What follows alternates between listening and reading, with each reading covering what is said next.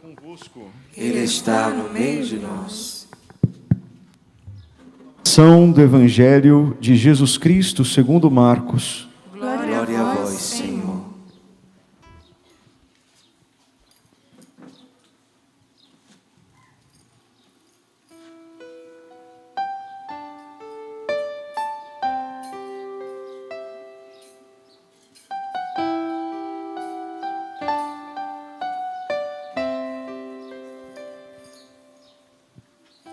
Naquele dia, ao cair da tarde, Jesus disse a seus discípulos: vamos para a outra margem.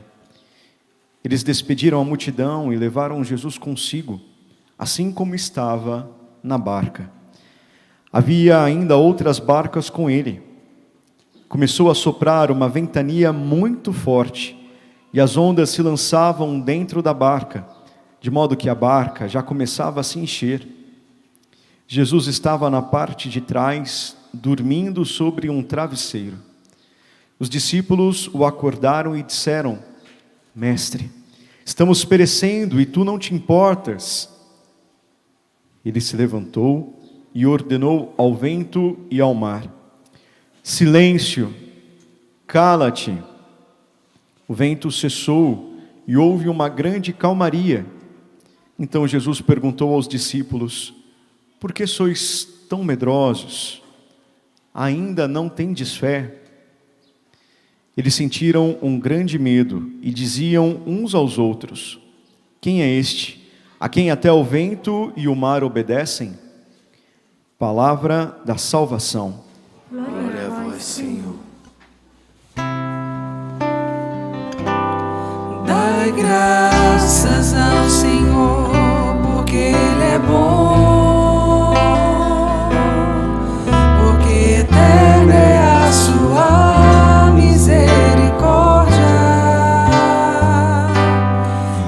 Graças ao Senhor, porque Ele é bom, porque eterna é a sua misericórdia.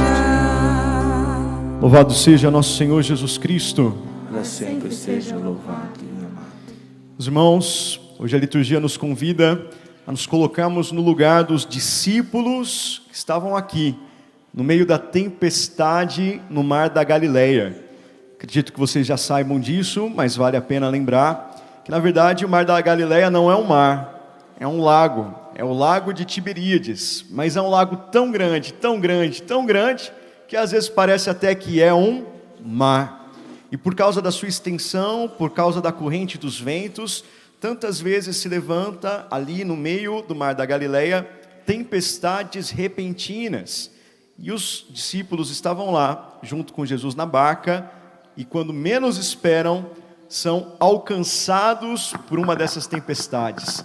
Mas não era uma chuvinha qualquer, era uma grande tempestade, porque aqueles homens já experientes com o alto mar, experientes em navegarem pelas águas do lago de Tiberíades, ficaram com medo de morrer, porque a água já estava entrando dentro do barco, e muito possivelmente deviam estar aí muito longe da terra firme, 5, 6, 7 quilômetros, para que eles pudessem alcançar a margem. E por isso eles ficam desesperados. E do outro lado, nós encontramos Jesus nessa mesma situação, literalmente de boa na lagoa. Se tem como a gente poder adaptar essa frase tão dita popularmente para algum trecho do Evangelho, eu acredito que esse seja o melhor trecho. Jesus se encontra extremamente tranquilo. E aqui, para mim, nós já podemos tirar a primeira lição. Os apóstolos permitem que as situações exteriores os agitem, roubem a sua paz. É por meio daquela tempestade que uma tempestade interior também se arma nos seus corações. Mas em comparação, do outro lado, não acontece a mesma coisa com Jesus. Os apóstolos estão agoniados, desesperados, agitados, e acordam nosso Senhor, que com muita tranquilidade se coloca de pé, que não se afoba, não se agita e ordena para a tempestade que ela se acalme, que as ondas se tranquilizem. Não é a situação exterior que agita Jesus, mas é a paz que ele carrega no coração, que acaba sendo transmitida para o seu exterior. E quantas vezes, meus irmãos, nós infelizmente não estamos tão unidos com Jesus e por isso não conseguimos agir como Jesus. Nós somos determinados pelos acontecimentos de fora. E se as coisas de fora vão bem, então eu estou bem, mas se as coisas de fora estão mal, eu também fico mal. Se talvez eu estou tranquilo, mas eu enfrento uma agitação, se eu me deparo com uma pessoa muito acelerada, que quase, vai ali com 220 watts para o meu lado, eu acabo também me agitando. Sendo que, na verdade, o Senhor nos faz ministros da sua paz, embaixadores da sua paz. Toda vez que estamos unidos a Jesus, Ele nos enche da sua presença. E por isso nós temos a autoridade de poder acalmar aqueles que vêm agitados até nós. De poder comunicar essa paz às situações que nos rodeiam, e não o contrário. De não sermos determinados pelas realidades exteriores, mas de podermos determinar como que as coisas vão caminhar. Segundo lugar, Jesus se encontrava na barca, e mesmo assim, a barca foi alcançada pela tempestade. Isso precisa cair de forma muito profunda no nosso coração, porque existem muitas pessoas no meio de nós, nos nossos tempos, que acreditam que uma vida em Deus, ela deve ser necessariamente uma vida sem sofrimentos, uma vida sem tribulações. É como se fosse uma troca, onde eu rezo, eu vou à missa, eu pago meu dízimo, mas em contrapartida, nosso Senhor precisa me proteger de todos os males, e tudo precisa correr bem na minha vida, porque se eu começo a me deparar com alguma tribulação, com alguma dificuldade, eu já me indigno, eu já me revolto, eu já acho que Deus não me ama, que Deus me abandonou, que eu fiz alguma coisa de errada. Satanás vai colocando no meu coração esse mesmo sentimento que houve no coração dos apóstolos. Nós começamos já a brigar com Jesus e a falar: caramba, onde já se viu? Será que você não está vendo o que está acontecendo comigo? Não te importa que eu esteja perecendo? E meus irmãos, em nenhum momento nosso Senhor disse que a nossa vida com Ele seria ausente de problemas. Ao contrário, Jesus sempre deu spoiler, Ele sempre jogou a real, Ele nunca fez propaganda enganosa. Ele sempre disse que se nós quiséssemos segui-lo, precisaríamos renunciar a nós mesmos e abraçar a nossa cruz. A palavra lá em Eclesiástico também nos alerta: meu filho, se te colocares no caminho do Senhor, prepara-te para a prova. Jesus disse: se perseguiram a mim, vão perseguir a vocês. Meus filhos, no mundo haverão aflições, vocês enfrentarão momentos difíceis. Jesus nunca disse que ia ser mamão com açúcar, Ele nunca falou que seriam só rosas, Ele sempre nos alertou a respeito das dificuldades que nós enfrentaríamos. A diferença é que o Senhor sempre, quando dizia sobre as tribulações, sobre os sofrimentos, também nos fazia promessas muito claras, de que enfrentaríamos dificuldades, mas que Ele não nos deixaria órfãos, que Ele estaria conosco todos os dias, até o fim dos tempos, que Ele rogaria ao Pai, que derramaria sobre nós o Espírito Santo, que não deveríamos ter medo das perseguições e das tribulações, porque Ele venceu o mundo. O Senhor nunca prometeu que as tempestades não viriam sobre as nossas casas. O que Ele prometeu é que as casas permaneceriam de pé, se nós estivéssemos com Ele. O Senhor nunca prometeu os manjares e os caviares de cada dia. O Senhor prometeu que o pão de cada dia nunca vai faltar. E às vezes a gente se revoltando com Jesus porque Ele não nos deu o que Ele não prometeu que iria nos dar. O Senhor não prometeu que nós não veríamos a morte, mas que a morte não teria a última palavra sobre nós, de que nós seríamos salvos. E eu tenho encontrado muitas pessoas por aí, e eu compreendo o sofrimento dos corações, que porque perderam pessoas queridas para o Covid ou outras enfermidades, e essas eram pessoas que oravam, que rezavam, que buscavam a face de Deus, que acham que por isso Deus as abandonou, que não conseguem mais acreditar em Deus, porque Deus permitiu que aquela pessoa, que era tão boa, passasse por aquilo. Eu já me indignei com Deus por causa disso, quando minha mãe morreu lá em 2008, e mesmo sendo missionário, de repente eu comecei a entrar numa crise tão grande, olhando para Deus com desconfiança, porque Ele tinha levado a minha mãe. E eu precisei de um tempo de muita oração, de muita reflexão, para entender que Deus realizou sim as suas promessas, mas de um modo muito diferente daquilo que eu esperava. Meus irmãos, mesmo com Jesus no barco, nós atravessaremos tempestades. E tudo bem, isso não é um sinal de que Deus não nos ama, de que Deus não está ao nosso lado, de que Ele não se importa conosco. Na verdade, o contrário. Quanto mais unidos a Jesus, quanto maior o plano dele para as nossas vidas, mais sofrimentos nós enfrentaremos. Por dois lados. De um lado, por causa das tentações do Satanás, que não está lá onde a galera está se perdendo, com o povo que está na bagaceira, com a galera que já está rolando para o inferno. Ali ele não precisa de esforço nenhum, as pessoas já estão se perdendo por conta própria. Aonde vocês acham que Satanás, junto com as suas legiões, vão arregaçar as mangas, que eles vão se esforçar? É justamente ao lado daqueles que estão com bons propósitos, que estão buscando a presença de Deus, que querem edificar suas casas sobre a rocha, porque esses estão num bom caminho, e Satanás sabe que lhe resta pouco tempo para desviá-los, para perdê-los, e por isso, sem dúvida, é isso mesmo. Tem gente que fala: padre, parece que quanto mais eu rezo, mais tentação aparece. E não é mentira não. Por quê? Porque quanto mais você reza, mais perto do céu você está, e mais desesperado Satanás fica. Mas tenha paz no seu coração, porque quanto mais você reza, maior é a força que Deus te dá para vencer as tentações.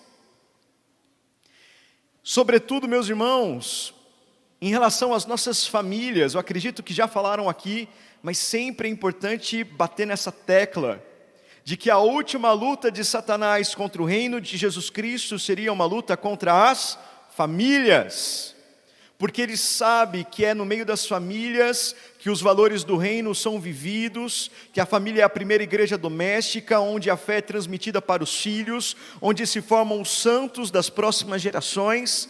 E se nós destruímos as famílias, nós ferimos profundamente o projeto do reino de Deus para a sociedade.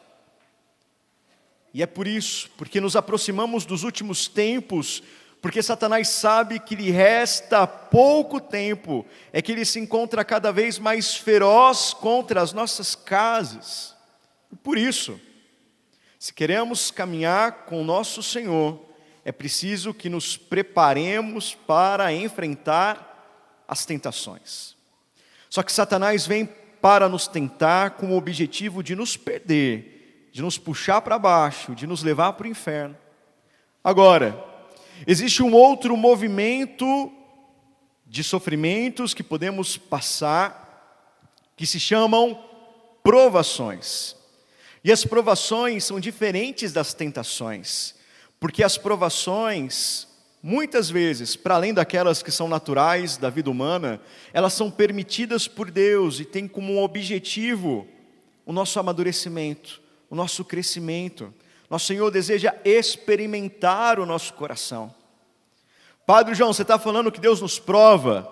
Estou falando que Deus nos prova. E provo que Deus nos prova, pela palavra de Deus ali. Depois você pode pegar na sua casa, João 6,46, a palavra diz assim: e a Páscoa, a festa dos judeus, estava próxima. Então Jesus, levantando os olhos e vendo que uma grande multidão vinha ter com ele, disse a Filipe: onde compraremos pão para estes comerem? Mas, olha só, Jesus dizia isso para o experimentar, para sentir o gostinho que haveria no coração de Filipe, porque ele bem sabia o que havia de fazer. Jesus já tinha uma resposta, Jesus não deixaria o povo passando fome, mas ele queria ver como Filipe se comportaria diante daquele momento de dificuldade, aquele momento de crise. Porque servir ao Senhor na abundância, quando tudo vai bem, é muito fácil, mas quando as dificuldades vêm, aí realmente é que nós mostramos quem somos. É nas tribulações, é nas provas que Deus saboreia o nosso interior. E nas provas que você está enfrentando hoje, que gosto Deus está tendo na boca quando Ele prova o teu coração? É a doçura da fidelidade, da caridade, da constância, da paciência, da oração? Ou no meio da tribulação você está se revoltando, você está xingando, você está murmurando, está descontando a sua raiva nos outros, na esposa, no esposo, nos filhos, no papagaio, no cachorro? Qual é o gosto que Deus encontra no seu coração quando as provas te alcançam? É impossível nós não lembrarmos da história de Abraão, que havia recebido uma promessa muito esperada da parte de Deus, que foi a concepção do seu filho Isaque. Tudo corria muito bem, Deus havia chamado Abraão, Deus tinha realizado milagres na vida de Abraão, Deus tinha visitado Abraão, Deus tinha dado o herdeiro da promessa para Abraão. Mas chegou um dia que Deus resolveu saborear o coração daquele homem, e disse a Abraão: sim, Senhor, muito bem, estava aqui pensando, e eu quero o seu filho, eu quero a sua promessa, sacrifica Isaque. Pensa que prova difícil essa que Abraão não enfrentou. Mas que maravilha quando nós vemos que Abraão, confiando tanto em Deus, Hebreus nos diz isso, que ainda que ele matasse Isaque, Deus era capaz de ressuscitá-lo dos mortos. Abraão se dispõe a dar a Deus aquilo que ele havia lhe pedido.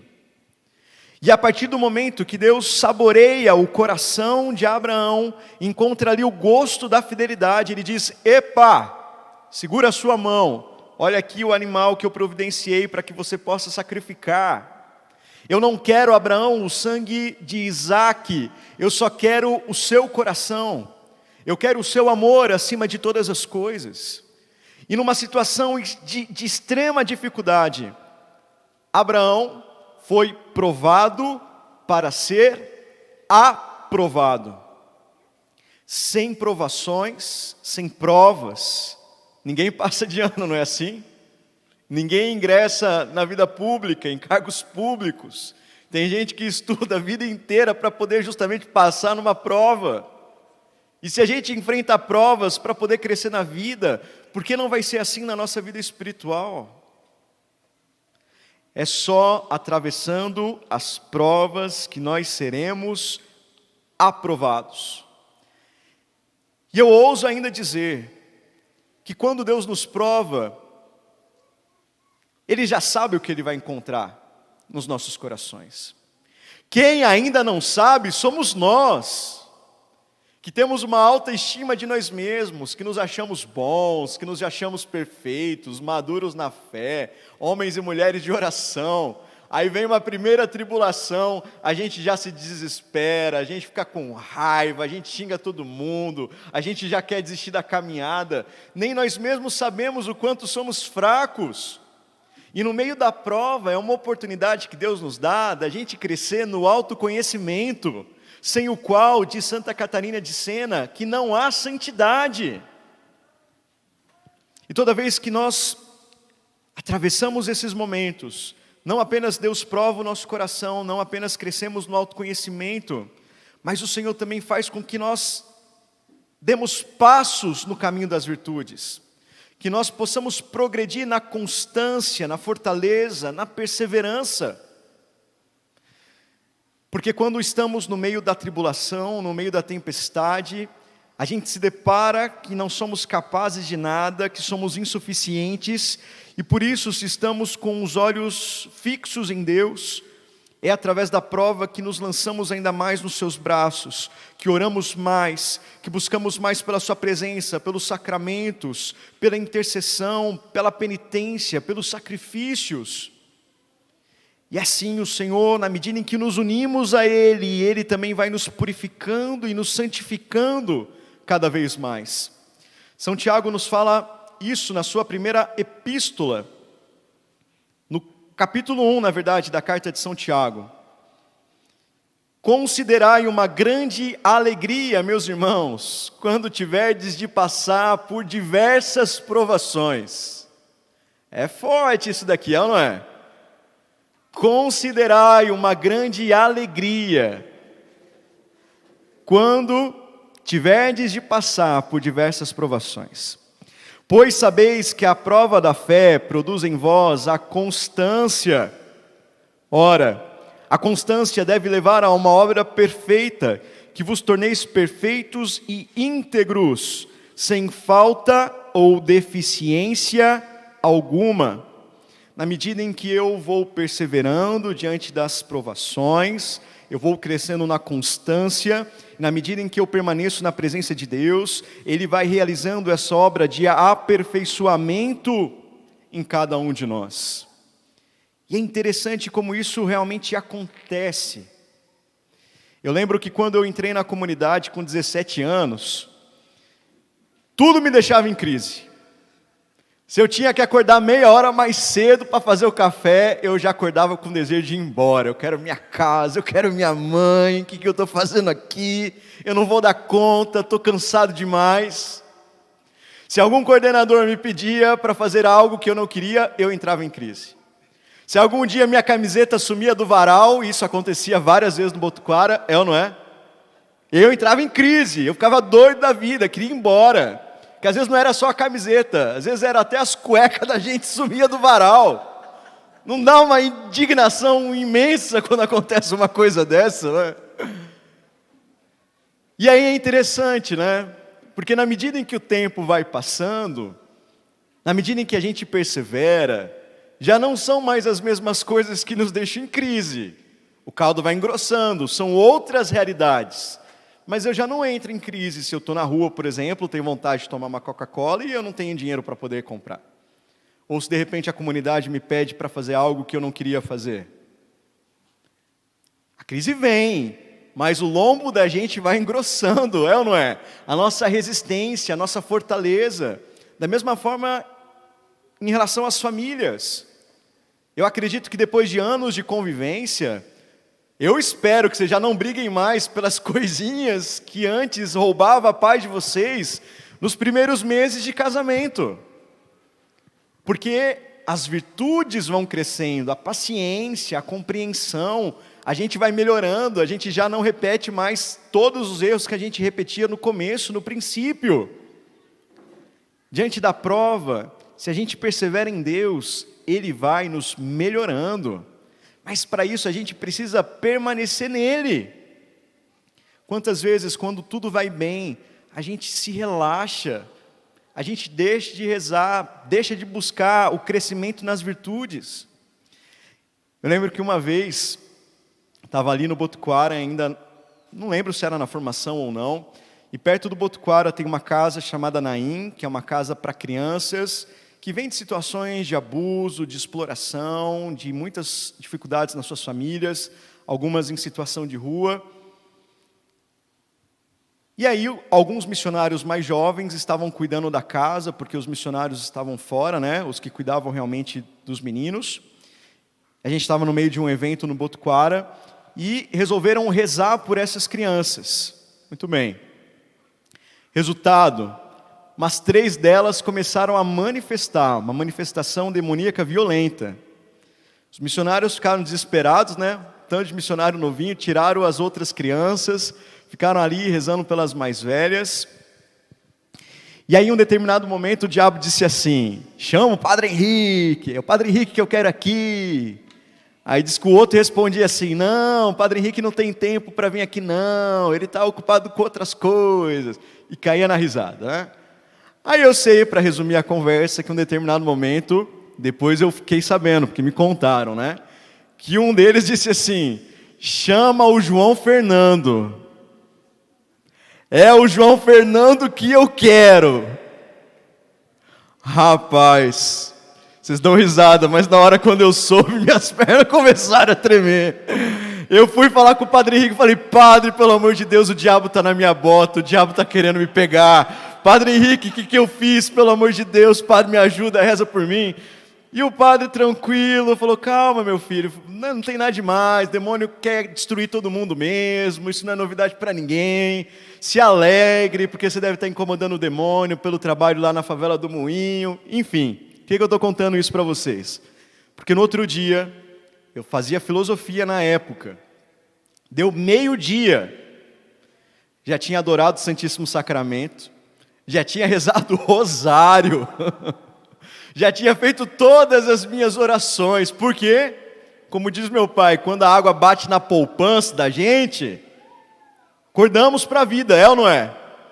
Mas quando as coisas estão muito tranquilas, a gente relaxa. E a gente fica dando desculpa: ah, não tenho tempo, a minha vida é muito corrida. Vai, deixa o capeta te chamar pelo nome para ver se o tempo não aparece, se a gente não encontra condições para poder rezar mais.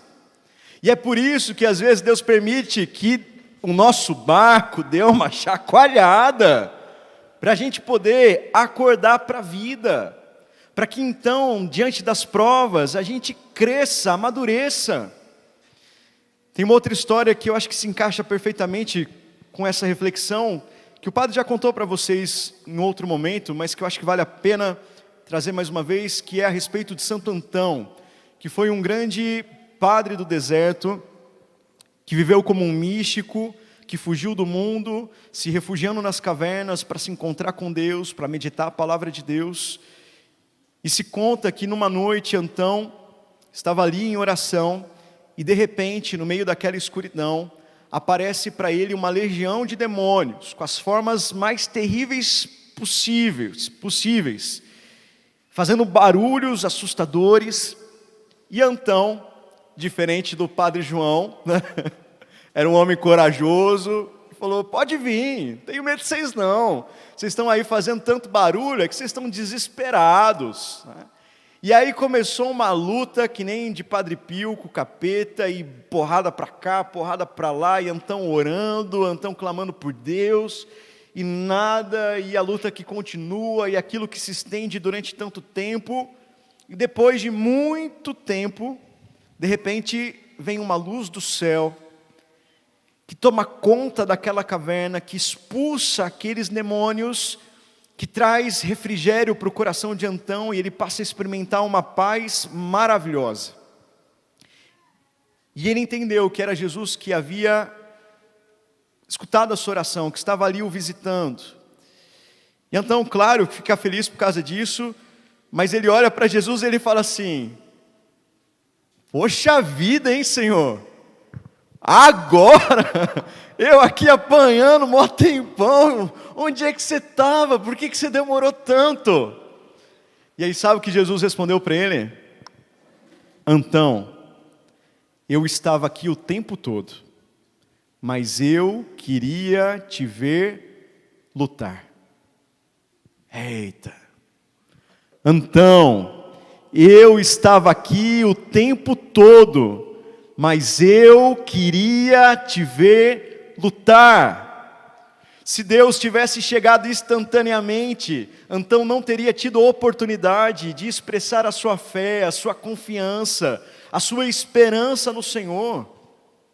Da mesma forma, meus irmãos, como um pai tantas vezes precisa deixar o filho um pouco sozinho ali, né?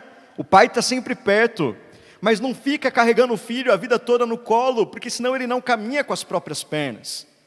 E às vezes o filho, para poder crescer, vai levar um tombo ou outro, mas o pai sabe que aquilo é necessário para que ele amadureça, ele se desenvolva.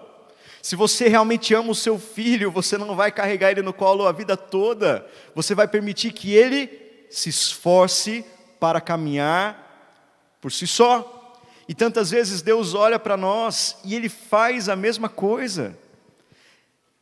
Eu tenho muita dúvida se Jesus realmente estava dormindo aqui nessa passagem. Como é que dorme no meio de uma tempestade, né? Seja por causa da água, seja por causa do barulho, do grito dos apóstolos, da agitação do barco. Jesus estava ali o tempo todo. Estava só assim, né? Com o olho fechado, outro aberto. Ele estava esperando para ver como os apóstolos iriam reagir. Ele queria experimentar o coração dos apóstolos. Ele queria que os apóstolos entendessem a respeito da falta de fé que ainda carregavam. Jesus queria que eles pudessem crescer nas virtudes. E é tão bonito porque naquela experiência onde aqueles homens achavam que seria o fim das suas vidas, que já não tinha mais jeito, que ia morrer todo mundo afogado, no meio daquele buraco, eles fazem uma experiência profunda do poder e da autoridade de Jesus. Porque a época da prova não é só o momento onde nós nos conhecemos mais, é o momento onde nós conhecemos mais a Deus, que Ele é o Deus de milagres, Ele é o Deus de prodígios, Ele é o Deus da providência, Ele é o Deus que nos ama, que não nos desampara, que não poupou nem o seu Filho unigênito, para que tivéssemos vida plena e vida em abundância. Mas para isso, meus irmãos, é preciso que Jesus esteja dentro do nosso barco. O que hoje está no seu barco, o que está dentro do seu coração. Aí não tem muito espaço. Você não pode carregar as riquezas e Jesus. Você não pode carregar os pecados e Jesus. Você não pode pegar os prazeres e Jesus. Você precisa escolher uma coisa ou outra. E eu tenho certeza que nem as riquezas, nem os prazeres, nem os pecados, nem os apegos são capazes de acalmar a tempestade, de ordenar ao vento e ao mar: silêncio, cala-te. Só existe uma pessoa, só existe um homem que é capaz de dominar as forças da natureza, e esse homem é Jesus. É questão de inteligência, se eu só posso levar uma coisa ou outra. É claro que eu levo Jesus no meu barco, porque na hora em que apertar, é Ele quem pode me salvar. Mas mesmo se a tempestade não vem, não existe outra coisa melhor do que levar a nossa vida com Jesus, porque é Ele que nos conduz para outra margem, Ele que nos conduz para o céu, para a eternidade, que é a nossa meta. Meus irmãos, hoje nós vamos de novo fazer a consagração, vamos renovar a consagração das nossas famílias ao coração de Jesus, ao coração imaculado de Maria. Nós queremos declarar o seu senhorio sobre as nossas famílias. Nós queremos dizer: Senhor, no meio das tempestades da vida, queremos que a sua mãe estejam no nosso barco. Só que não adianta Jesus estar no barco, se quando a tempestade chega, nós não procuramos por Ele. A Vivian dizia agora há pouco, né, de tantas famílias que têm o coração de Jesus, que têm o coração imaculado de Maria nas suas casas, mas que às vezes têm isso só de enfeite. Meus irmãos, em primeiro lugar, aquilo lá é um ícone para nós, é uma imagem do que devemos ser. O esposo tem que amar sua esposa com o coração de Jesus, a esposa tem que amar o seu esposo com o coração de Maria. Nós precisamos nos configurar a nosso Senhor. Eles são a nossa meta, mas além de ser a meta, eles são também o nosso refúgio na hora das tribulações. E por que é que quando, por exemplo, a crise econômica chega, você vai procurar em primeiro lugar o banco, antes de procurar o coração de Jesus? Vai fazer lá um crédito amigo, ao invés de dobrar os joelhos e pedir para o Senhor manifestar a sua providência? Por que é que quando a tempestade chega, a enfermidade bate na porta, a primeira coisa que você faz é sair correndo para o médico? O que custa antes passar ali, diante do coração de Jesus e clamar: Senhor, você que veio para os enfermos, cura o meu esposo, cura os meus filhos, porque em Ti está a minha confiança. Depois vai para o médico, porque tantas vezes Deus vai se utilizar do médico para poder curar a enfermidade que se abate sobre a sua família. Mas vocês percebem que é na prática onde a verdade do nosso coração se traduz? Porque se realmente nós confiamos em Jesus, é a Ele a quem procuramos em primeiro lugar. Mas se nós procuramos os homens, se procuramos os psicólogos, os psiquiatras, antes de nós procurarmos o coração de Jesus, é sinal de que ainda depositamos a nossa confiança muito mais nos homens do que em Deus. Como seria bonito se as famílias se reunissem todos os dias diante daquele quadro, para apresentarem as suas necessidades, para orarem, para pedirem que o Senhor os guarde, para pedir força, discernimento e sabedoria, para que no meio da provação eles possam ser aprovados. Meus irmãos, é preciso pedir hoje um avivamento da nossa fé. Nós não temos no barco alguém qualquer, não é o Padre João, não é o Zé da esquina, é Jesus Cristo, o Filho de Deus, o Messias, aquele diante de quem se dobram todos os joelhos no céu, na terra e nos infernos. A Ele o Pai confiou todo o poder e toda a autoridade. É Jesus que está nos nossos barcos. E se Ele está junto de nós, o barco não vai naufragar. Reze mais, expresse mais, diga mais, peça mais. Rompa em fé, experimente o sobrenatural, use os dons carismáticos, ore em línguas na sua casa e experimente este avivamento que o coração de Jesus prometeu para os últimos tempos. E se a sua família está assim, envelhecida, mergulhada na escuridão, Ele disse que a devoção ao seu coração seria o que traria renovamento, avivamento espiritual para os últimos tempos. E na medida em que vamos compreendendo isso, quem sabe, e eu termino aqui, um dia a gente se comporta que nem Davi. Davi era um homem que não só pedia a Deus força para passar pela prova, mas ele pedia a Deus a graça de ser provado. Aí é uma santidade diferenciada, né? Olha só o que Davi diz no Salmo 26, no versículo 2. Examina-me, Senhor, e põe-me à prova. Dá medo de rezar isso daqui com o coração, né? Uma vez eu lembro que eu cantei aquela música da Toca, que dizia assim: não quero outra coisa a não ser sua cruz, que já é uma linda coisa e a mim me satisfaz. Rapaz, eu demorei anos para cantar essa música de novo, porque se a cruz vem, se a gente não pede, se a gente pede, Deus vem com gosto, né? Mas olha o pedido de Davi: prova-me, purifica no meu coração e minha mente. E depois no Salmo 139, 23, sonda-me, ó Deus, e conhece o meu coração, prova-me e conhece os meus pensamentos. Também Santa Teresinha se sentia abandonada por Deus se um dia no Carmelo ela não enfrentava alguma prova, alguma dificuldade, se ela não tinha algum sofrimento.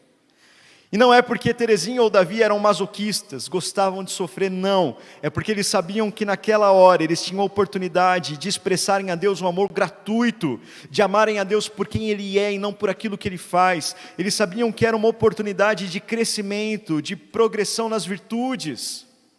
Porque eles sabiam que Deus não permite que sejamos tentados além das nossas forças. E que, como diz Tiago, ainda no primeiro capítulo da sua carta, no versículo 12. Feliz é aquele que suporta a provação, porque uma vez provado, receberá a coroa da vida, que o Senhor prometeu aos que o amam. Feliz é aquele que suporta a provação, porque uma vez provado, sendo aprovado, uma vez que enfrentamos as tribulações com paciência, com caridade, fazendo bem para os outros, orando, receberemos a coroa da vida que o Senhor prometeu aos que o amam. Louvado seja nosso Senhor Jesus Cristo. Creio em Deus Pai Todo-Poderoso,